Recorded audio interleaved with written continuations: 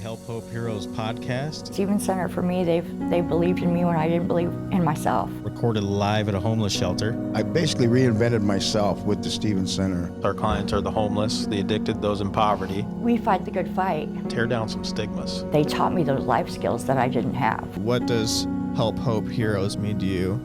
If you come to the Stevens Center, you will be changed in a really good way. Okay, here we are with another episode of the Help Hope Heroes podcast, recorded live at a homeless shelter here in South Omaha. My name is Michael Murphy. I am the marketing director here at Stevens Center and the host of the Help Hope Heroes podcast. And I'm here with a colleague today, and I could not be more excited because, well, you'll see as we get to talk to her why I'm so excited. This is Beth Robbins, our shelter director. Beth, say hi to the people. Hi. How are you today? I'm fantastic. Super excited to get in here and share a little bit about what we do and about my story. How long? Why Stevens Center is so important to my life. Great. And remember, I'm just going to ask you to just bring the microphone a little bit closer. Okay. No problem in doing that. And then how long have you been the shelter director? So I've been the director. It was kind of an interim thing in March of 2016. And so I've been the overall director since 2017. Wow. Yeah. And you're doing a fantastic job from what I could tell. Yeah. Love it. Why do you love it? Man, because I got here 9.5 years ago, and was exposed to the love that staff give freely when people walk into the Stevens Center. And I just feel like God really placed this calling in my life because previously, through my addiction, I didn't know how to love and I didn't know what that looked like. And since my recovery, I really, I've grown in that area, and Jesus gave me something special, and I'm able to really love people with his love. And I feel like all those that come through our front door need to be encountered with that. More than half have never been exposed to something like that. Yeah. And I mean, there's really no other way to recover than to know that you're loved, because when you get to the front door, you definitely don't love yourself. That's a fantastic answer. Now, you just briefly mentioned it. You said through your addiction. You said I got here 9.5 years ago. You didn't come here as an employee, though. I did not. No. I came here as a desperation for help. I didn't come on my own. It was court ordered after a jump from a truck on the interstate after losing my 3 kids to my addictions in October of 2009. And lo and behold, that jump landed me in Douglas County Mental Hospital for several weeks. There, I was diagnosed bipolar and medicated. And, I had one aunt that was faithfully sharing that God had a different purpose for my life. Like, that jump should have ended up in death, and it didn't. And so she kind of walked alongside of me and really formed me into the person I am today. So I walked into Hero. I didn't stay the first day. It was very, very anxiety filled. I could not lay down my life and say I'm going to give 6 to 9 months for this program. My main thought was I need to do everything I can now to get my kids home now. Mm-hmm. It didn't add up. It didn't line up. I wanted control, and so I went back out. So I got here December 31st of 2009. It was New Year's Eve. It was my daughter's birthday.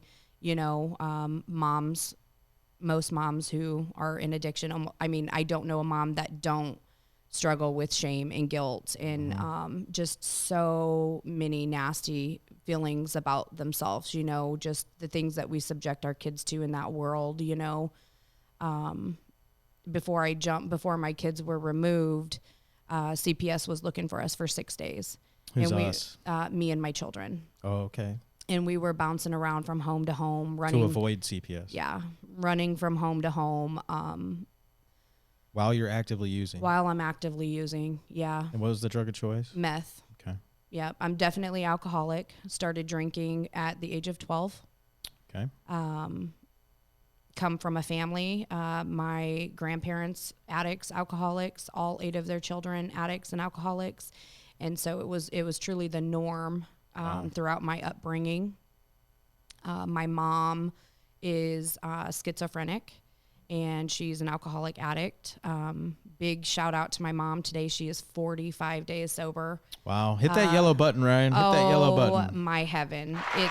Yeah. That's for you, Mom. Good Yeah. job. Keep up the good work. Yep. And so I come from a long line of that. So grandparents' house was the party house in my childhood. And today grandma's house is where we have Bible study on Wednesday nights. And so, almost everyone in my family is now sober. Some still drink, but meth is completely gone from our family, and it's something to talk about. You know, it trickled down to the cousins. So there was, probably 25 of us, including aunts and uncles and grandparents. And today everyone is sober. Are most of those family members here in town? They are. Yeah. Mm-hmm. And you were born and raised here? Born and raised in South Omaha. Okay. Went to South High. Okay. Never knew Stevens Center was here until the judge said, "You're going to Stevens Center." I was 32 years old. So going backtracking. So the day I got here on New Year's Eve, I left in a panic attack, anxiety attack. And I remember it was a huge snowstorm of 2009. And I was literally in high heels walking up Q Street with 2 duffel bags, just so much snow. And I went back out. I only went back out for 10 days. And But you went back out to use? I went back out to use, yeah. To hide that shame and guilt. Right. And I had a court date on January 11th of 2010. And it was a juvenile court date. So the judge was basically telling me my rights, and what I had to do in order to fight for my kids. And during that court date, he read the results of my kids' drug tests from the day that they took them. And my kids had really high levels of methamphetamine. Is that like secondhand or is that? Yeah. Good Lord. Yeah. And that shook me to the core. Yeah. Shook me to the core. In my desperation and sickness, the judge said, "You have an hour to get to the Stevens Center." They actually called the Stevens Center and they called on speakerphone in the middle of court and made sure there was still a bed for me.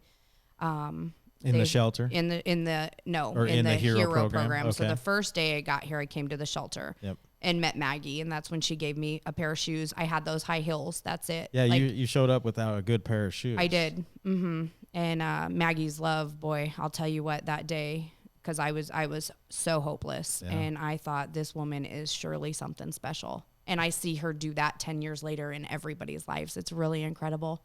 That's why she's known as the Saint of South Omaha, Yeah. or the Angel of South Omaha. I call her a saint, Maggie the Saint, but they call her the Angel of South Omaha. She's been here for countless years, probably 20. Right. And I've seen it before down in that shelter office just, 6 months ago, a woman who was terrified and trembling and would not speak to a single one of us.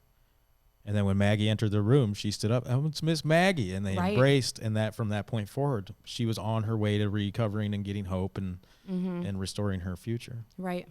So do you remember who answered the phone when you were in court? I do. It was Sue Carson. Okay. She's no longer here, but I do clearly remember Sue saying, "Yes, we're going to give her one more chance." And so in that, I did, in my sickness, I convinced my ride from court to stop off at a chicken coop up on 34th and K. It's where I was hiding my dope. I smoked pretty heavily, and I came to the hero program. Because you knew that first drug test was just going to be... It was going to be positive anyway. Yeah. And that was your last hurrah. Yeah. How long have you been clean and sober now? 9.5 years. Yellow button. I love that yellow button. Isn't that fun? Yeah. So, man, you just took us through a whirlwind of stuff, but I got to dig back just a little bit more. How old were you when you first tried methamphetamines? I was 25. Okay. So later in life, compared to like my family members, my grandma got indicted and was sentenced to a 10-year prison sentence. Possession or meth? Possession, intent to deliver. I can't even really remember her charges. I just know that I remember how it impacted my life in a negative way. And so in that, I started using right after we dropped her off in Illinois at the prison. It's baffling. Yeah. But I can clearly remember why I knew my family used it. I mean, instantly, all of my pain from my childhood, you know, it was pretty traumatic, and there was some, you know, lots of abuse. And so all of that just kind of disappeared. Like I couldn't feel anything. Yeah. I felt like a superhero, you know, and I ran with that for 7 years. And I'd be willing to bet light bulbs continue to go off for you as we're taking now, all of us employees, trauma-informed care training. Oh, yeah. That's being provided to us by MATCH, Metro Area Continuum of Care for the Homeless. So big shout out to that organization. Yay. Please look into them if you've not, MACCH. Doing great things for the Omaha community and bringing us shelters together to really work better together and all that stuff. So you actively used for around 7 years on the methamphetamines, and then, okay, you jumped from a truck.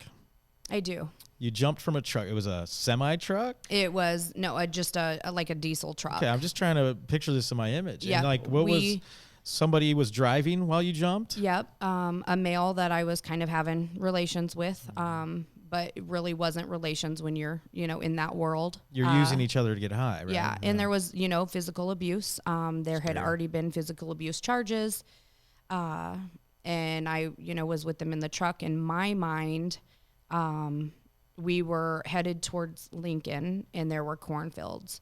I didn't know until I got here and got the police report that I was on the exit of Pacific in 680. Okay. When I jumped. So it was either death in a cornfield or death by jumping out. yeah, I mean, complete psychosis. Yeah. By that point in my addiction, I was taking pills, any benzos that, you know, people had available, which they do. I mean, on the streets in that world, they're just everywhere. Correct. So you get your hands on what you can, and that led me to the Stevens Center. So And then you had undiagnosed mental health at the same time, Correct. too. And then when you're using street drugs to combat that. And that's so much of what we see today. And so Right. much of what you just describe being through is what we see in clients coming into the shelter now. yeah, What does that mean to you to be able to help women and men, but women especially, that are right where you were? I mean, right. It's the biggest blessing in my life.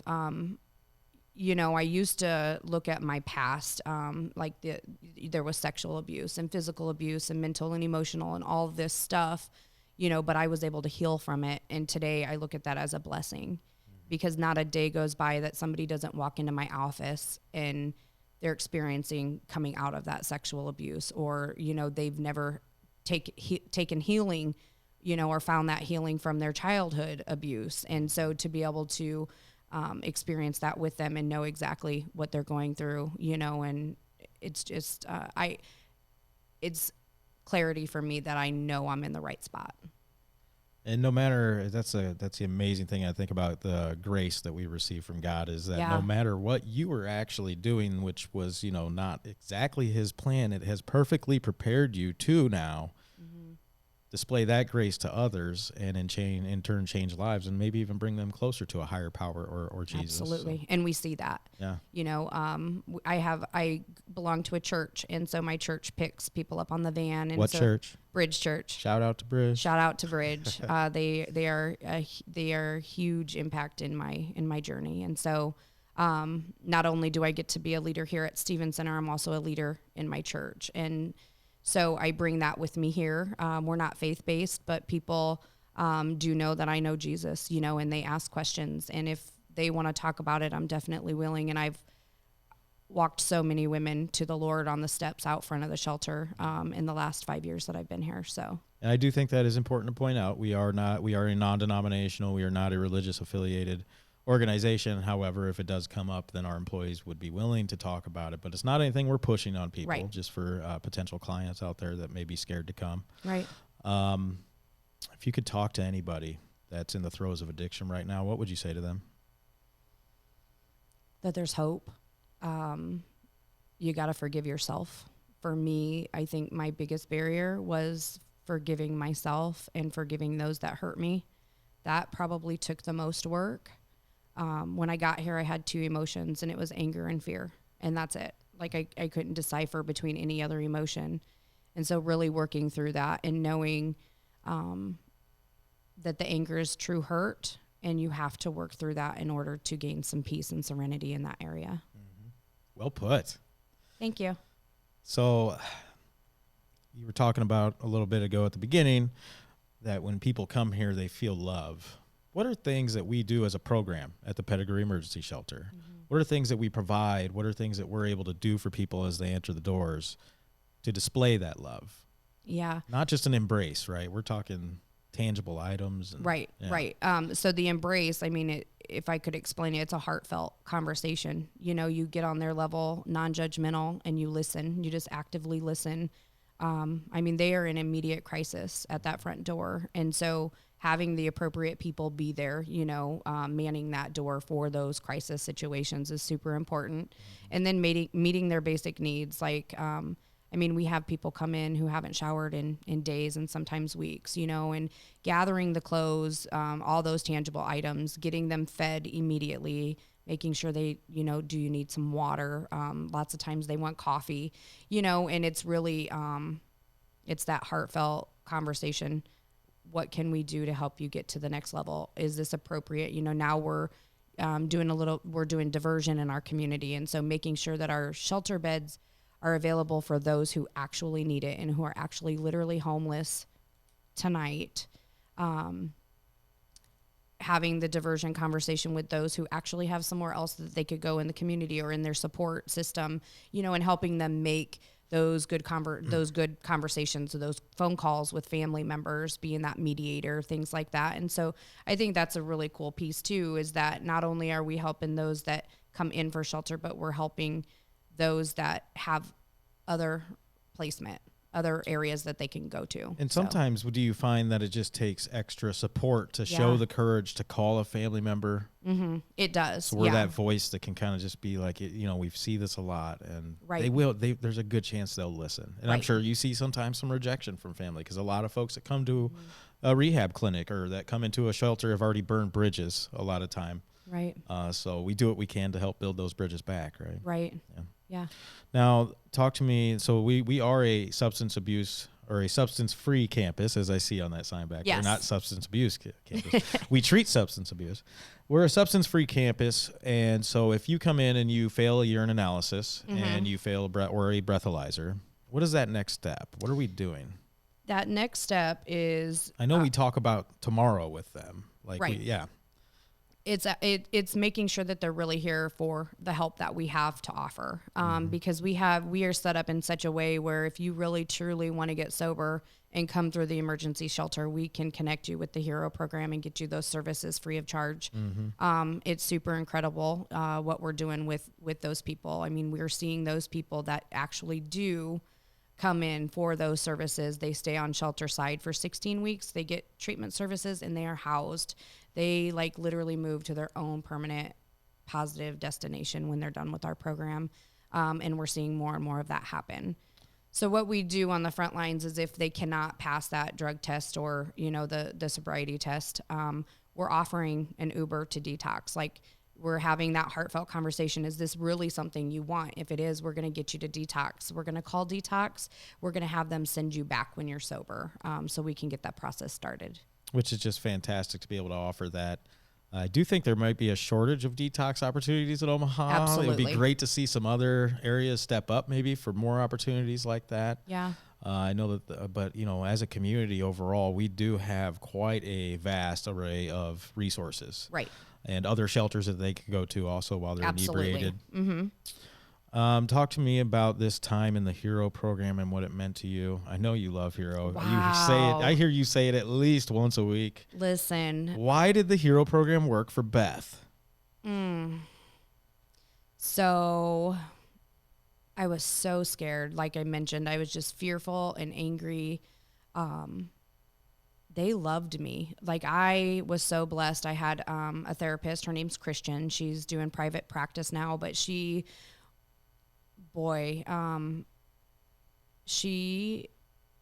took every negative thought I had and was able to help me flip them into a positive.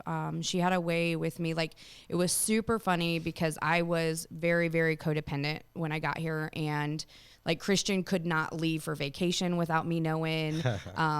You know, like I mean, I needed Christian every day. Yeah. I was 32 years old, supposed to be a full-grown woman, but I had never started my life. I had no adult social skills whatsoever, and they really helped me with that. The day programming, the relapse prevention class that's offered. I mean, it's there because relapse. It happens. Constant, and we need to know as an individual, what are we going to do when we have those feelings to go get high, gosh, it taught me that, like, if you think wrong, you believe wrong, and all I did was think wrong my whole life. I didn't know how to think a different way. And so when you believe wrong, you act wrong. Yeah. And so when you start to think right, you act right. When you act right, when you believe you're acting right, miracles just start to happen, and for me, the promises that AA talks about, they started coming super quickly in my life. At the beginning, I couldn't see my kids for the first 2 months. It was terrible. It was excruciating pain, but I had to feel that pain. Yeah. I had to go through that, I had to go through everything I went through. But that pain with my kids ultimately was what I really needed. And I just remember laying up in 312C. That's my spot. And I remember just laying there night after night. Yeah. Just crying out to God. Like, I don't know who you are. I don't know how to have you in my life, but I need you to protect my kids and let them know that I love them, and he did that. Like, they started to come see me, I got them on the weekends, and, we were able to visit, and powerful things just started happening. I hadn't worked in 7 years until I got to the HERO program, and you have to go find a job in phase 2. And so I did, and it was a job at the Thrift store up on 36th and Q, and 24th and Q? Nope, 36th. Oh, back when it was there. Yeah. Oh, yeah. man. So this was 9 years ago. Oh, yeah. So we're on 24th and Q now, by the way. $8 an hour, hanging clothes in the back for 8 hours a day. And it didn't matter.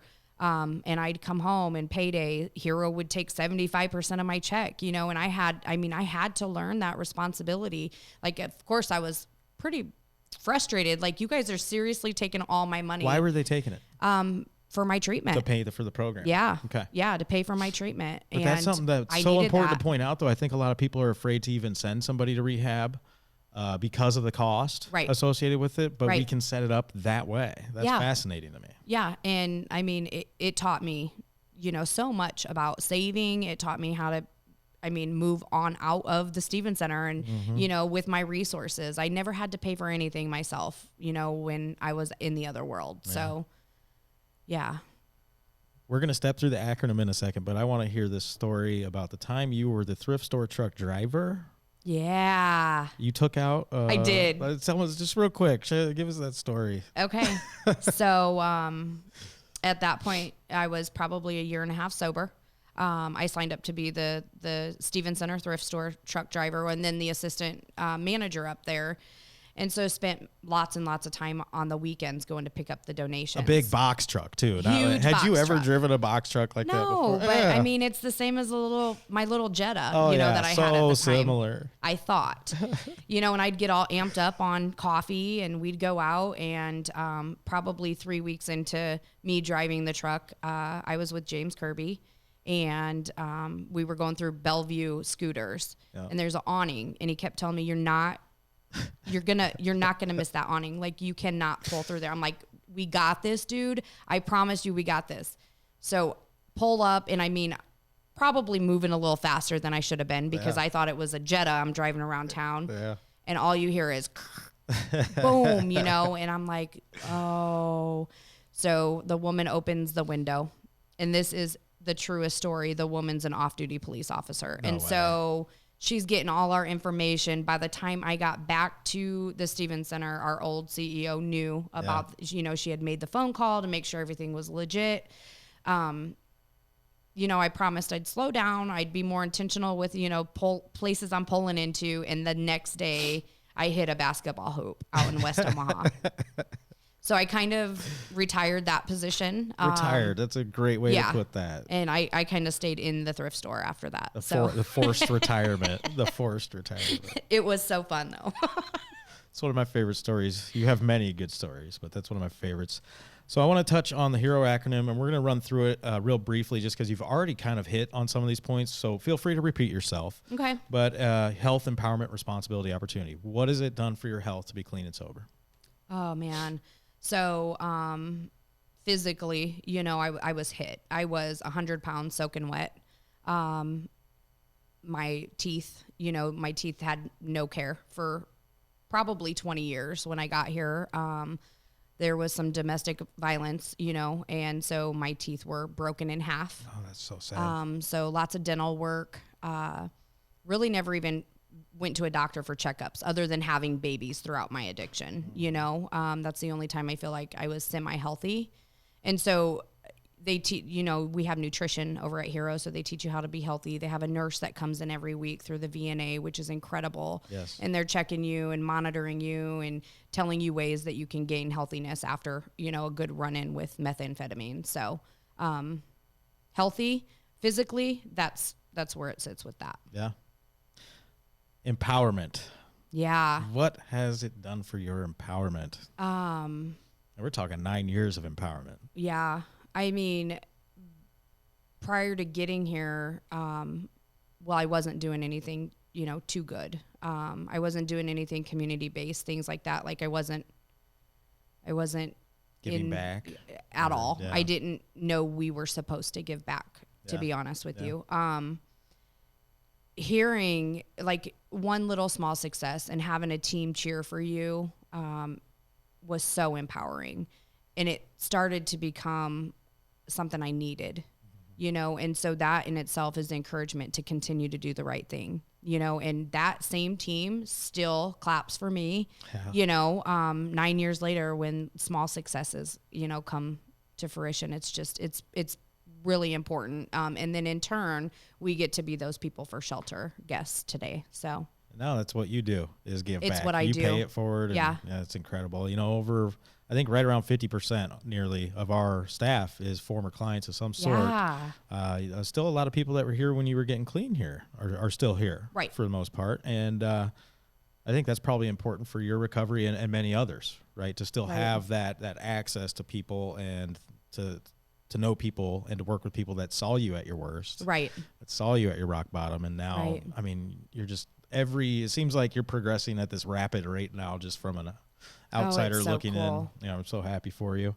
I've only known you 2 years, but it feels like a lot longer, especially when you share all these stories. Yeah.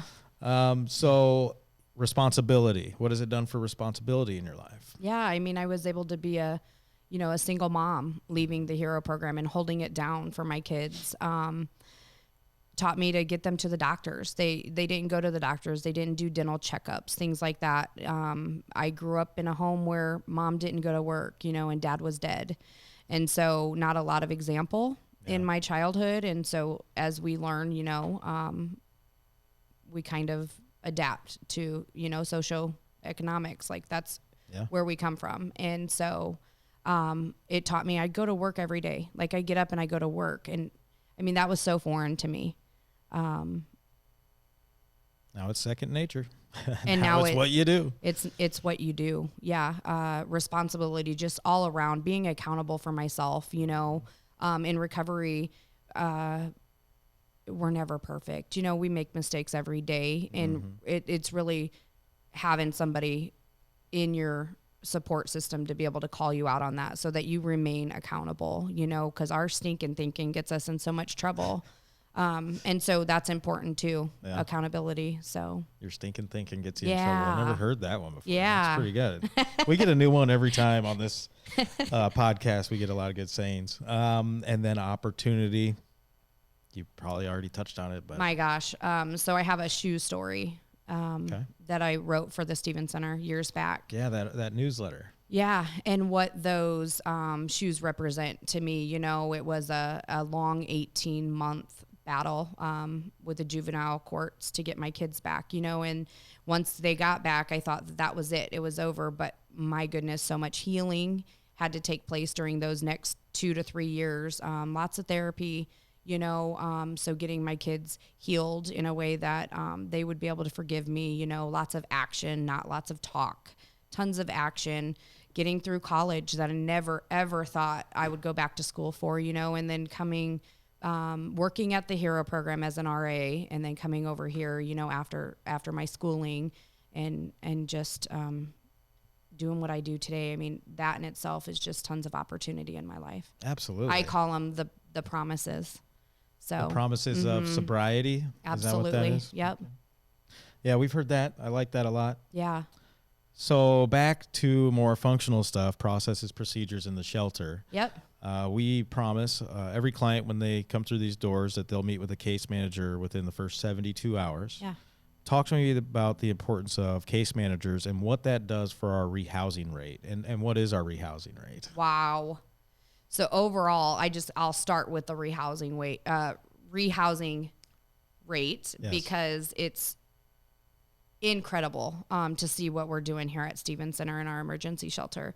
So overall, we're sitting at a total of 61% of the people we serve in last year's grant period that go to permanent positive housing. So like they go to a home. And that's permanent housing too. Permanent housing. And then when you look at the transitional housing, that rate goes up. Right. Right? Correct. Yeah. 83% of our families are getting housed when they leave the Stevens Center. They incredible. go to their home. So 72 hours, intense case management. So they're meeting with them weekly, sometimes 2 to 3 times a week. We are signing them up for all housing programs in our community that are available to that person. We're setting goals. Has to be at least 4 goals that we're setting with each person. Lots of times the population we serve, they come in and they're physically sick. Yeah. They haven't had, medical treatment in years. And so that's the start of that. We have to get them well physically before we can get them well mentally, to get them to continue on to the process. And so case management's assessing, seeing what the barriers are, getting them connected immediately to any resources in our community. Lots and lots of partnerships. We partner with Charles Drew. We partner with One World. Yep. For those free health visits, right? Free health Which is so important, like right, you just said. Right. And then case management, it's been really, really cool throughout the last 3 years. We've moved towards that more trauma-informed approach. Mm-hmm. So case management used to be the ones that were like setting the rules, making sure these people are following them and being that accountability. And so we've kind of switched roles. So case managers are the true advocates for these people now.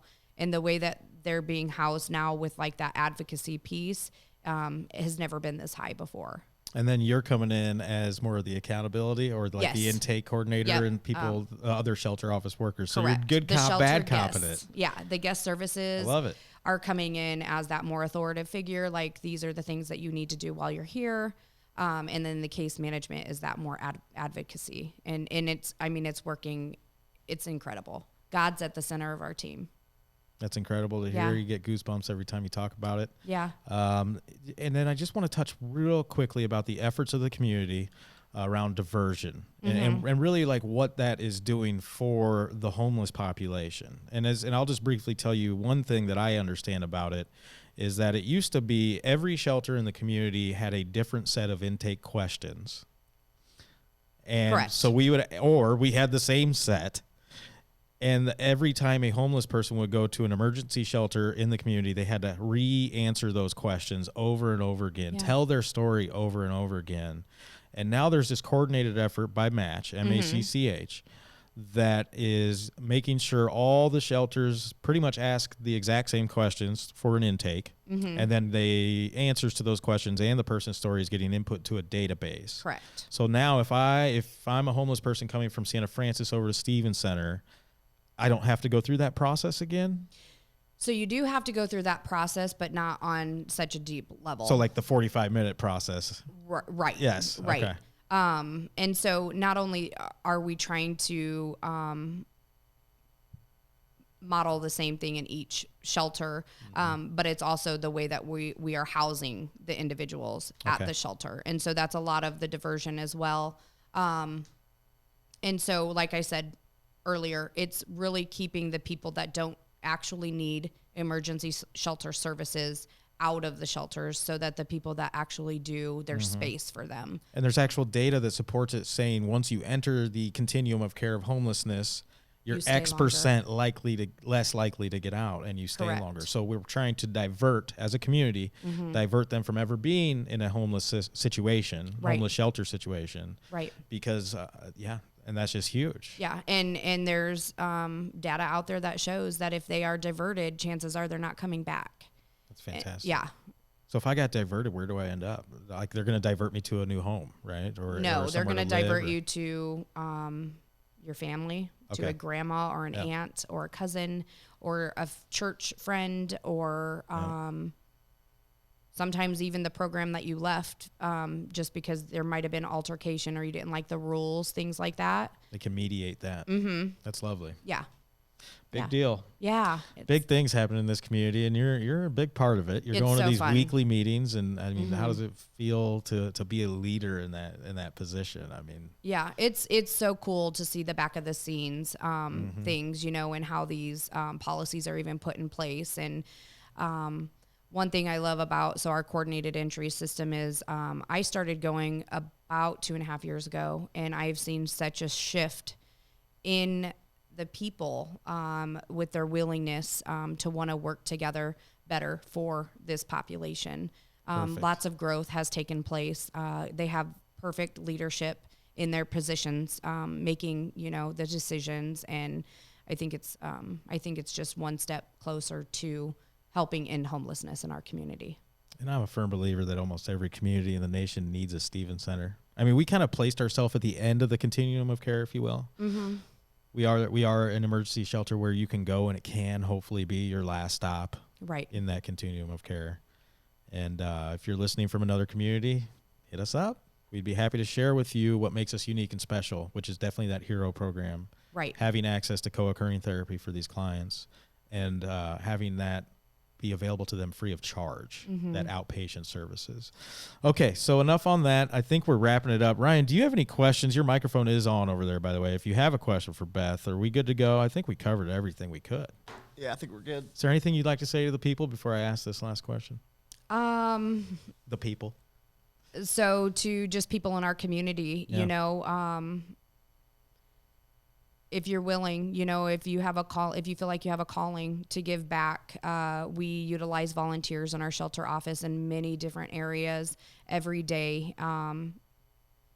You get to experience blessings, small blessings. You get to watch these people grow. And so we're always looking for great people who want to be down here helping us, walk our mission out throughout the shelter every day. Yeah, we have volunteers that have been here for so long. They come and almost work a full-time shift. Yes. And we receive over 40,000 volunteer hours a year, which is a cost savings of at least $500,000. So when you give back with your time at Stevens Center, you're truly giving back to a very impactful organization, and you get to work around great people like Beth and Maggie and all these folks It's down incredible. in the shelter office. It Yeah. is a definite family vibe down there in the shelter, and you're doing a great job at leading that. Thank you. Thank you for what you do for the You're welcome. organization. I say it all the time.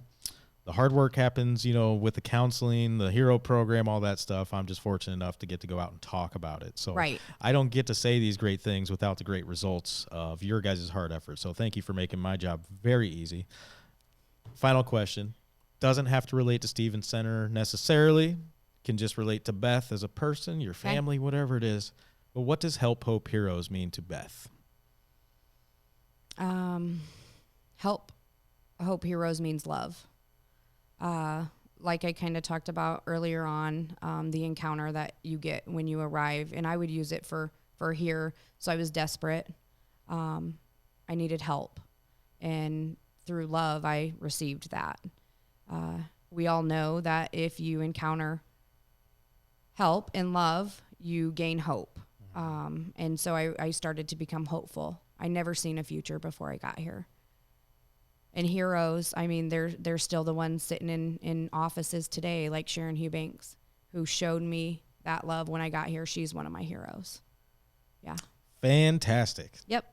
I've been bugging you for a while to I get know. on this podcast, I and am we made so it thankful happen. that I made it. I'm so glad that you did. I think our listeners and everybody will be very grateful for the things you've said today and for your time. Yeah. Now go get back to the busy world of being a shelter director. I bet Okay. you're thinking, I've got emails to answer and phone calls missed. So I do. All right. Well, we'll see you at lunch. Okay. All right. Have a Thank great you, day. Mike. Thank you. We're here with the Help Hope Heroes podcast, Stevens Center, for me, they believed in me when I didn't believe in myself. recorded live at a homeless shelter. I basically reinvented myself with the Stevens Center. Our clients are the homeless, the addicted, those in poverty. We fight the good fight. Tear down some stigmas. They taught me those life skills that I didn't have. What does Help Hope Heroes mean to you?